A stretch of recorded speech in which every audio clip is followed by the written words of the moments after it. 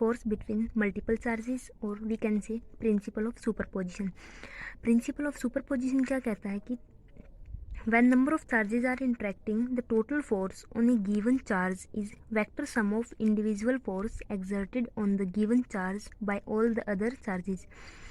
Principle of superposition ये कहता है कि अगर हमने जो टोटल फोर्स लग रहा है पर्टिकुलर पार्टिकल पे, पर्टिकुलर चार्ज पार्टिकल पे, वो फोर्स इंडिविजुअल चार्ज पार्टिकल्स के फोर्स का सम के इक्वल होगा, और ये चीज़ हमें इसमें प्रूव करनी है, और आज हमें ये चीज़ प्रूव भी करेंगे।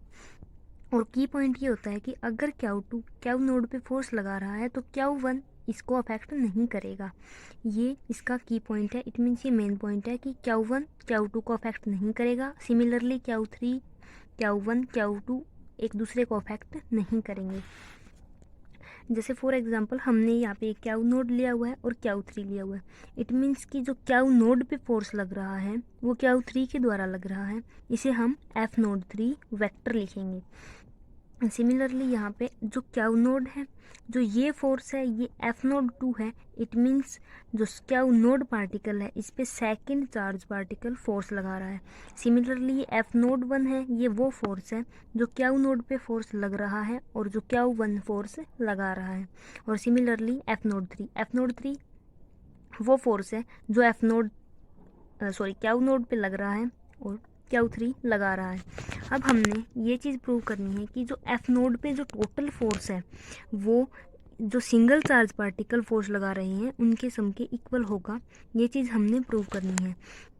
और हमने यहाँ पे n पार्टिकल्स सपोज किए हुए हैं। सपोज n चार्ज पार्टिकल्स, हमने n चार्ज पार्टिकल्स सपोज किए हुए हैं।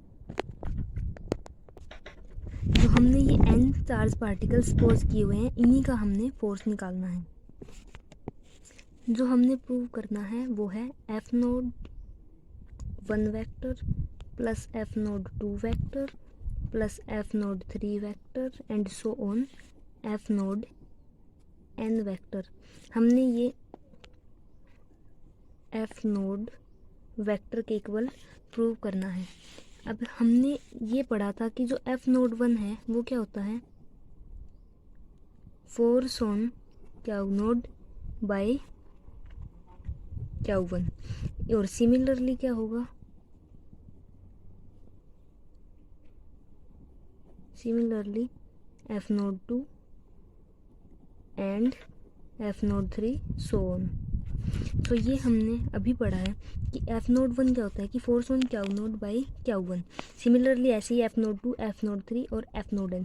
और हमने कुलाम्ब्स लॉ में पढ़ा था कि कुलाम्ब्स लॉ क्या कहता है कि F नोड 1 किसके इक्वल होगा, Q naught Q1 4 pi F sign naught R1 naught का स्क्वायर और R1 नोड कैप।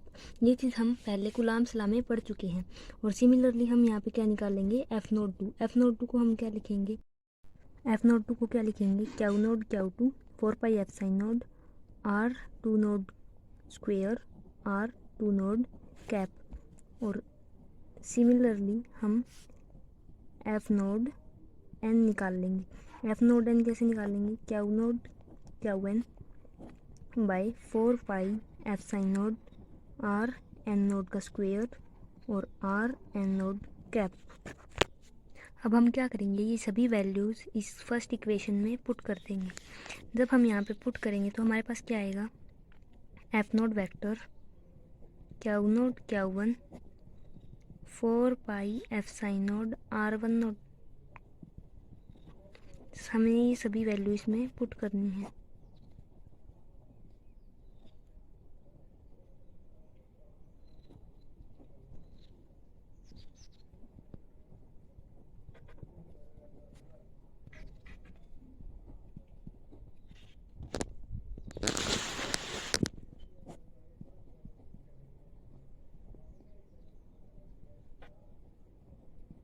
ये वैल्यू हमने इसमें पुट कर दी।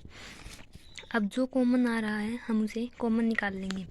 इसमें सबसे पहले कॉमन क्या आ रहा है, 1/4 पाई F साइन नोड यहाँ पे भी है, 1/4 पाई F साइन नोड यहाँ पे भी है और 4 पाई F साइन नोड यहाँ पे भी है। तो हम क्या करेंगे, 4 पाई F साइन नोड को कॉमन निकाल लेंगे। और जैसे ही हमने कॉमन निकाला हमारे पास अंदर बचेगा Q node Q1 R1 node की कैप और R1 नोड का स्क्वायर। सिमिलरली यहाँ पे हमारे पास बचेगा Q node Q2 R2 node का कैप और R2 नोड का स्क्वायर।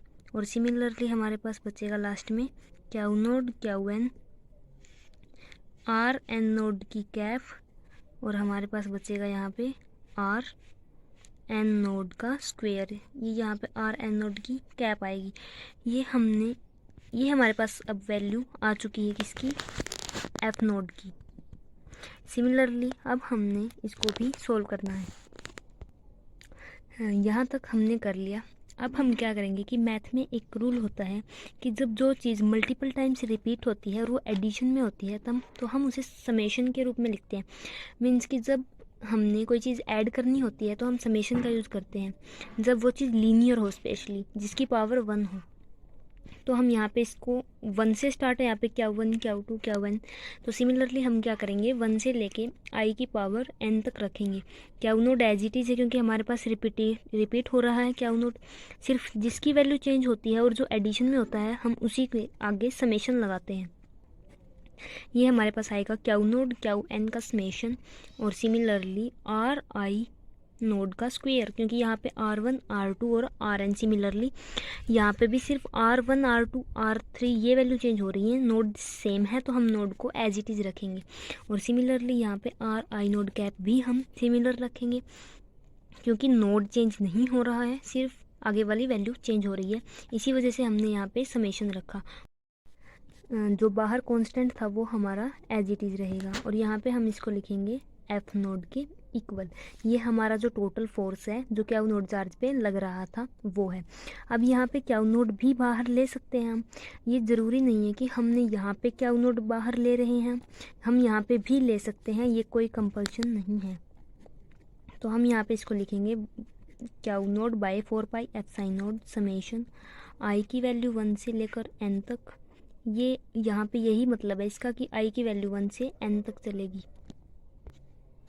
और हमने RI नोड कैप को पीछे खोलना सीखा था, तो हम इसको क्या लिख सकते हैं, इसको हम ऐसे भी लिख सकते हैं, ये हम पीछे पढ़ चुके हैं। और ये हमारा टोटल रिज़ल्ट है। यही रिज़ल्ट हमने प्रूव करना था और ये हमने प्रूव कर दिया।